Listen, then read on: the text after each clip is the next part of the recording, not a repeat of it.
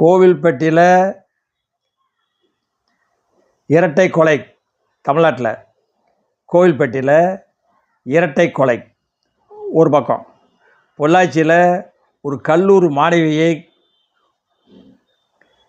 காதலிச்சேன்னு சொல்லி முதலபட்சமாக காதலிச்சு சொல்லி கத்தியால் குத்தி ஒருத்தன் கொண்டுட்டான். தினசரி பேப்பரே திறக்க முடியலங்க. மீடியாவில் நிறைய ஓடிட்டு தான் இருக்கான். அது ஏதாவது நல்ல செய்தி ஓடுதான் பாருங்கள் டிவியில். அது நாடகமாக தான் சரி, கன்றாவி தான் போடுறாங்க. கொலை பிரிக்கிறது, அவன் பொண்டாட்டி இவன் வச்சுருக்கிறது, இவன் பொண்டாட்டி அவன் வச்சுருக்கிறது, இப்படி தான் போடுறேன். இப்படி போட்டு தான் குடும்ப பெண்களெல்லாம் கெடுத்துட்டாங்க நிறைய பேர். சீரியல் அடை போடுறீங்க அப்படிங்கிற மாதிரி பெண்கள் கேட்குறாங்க.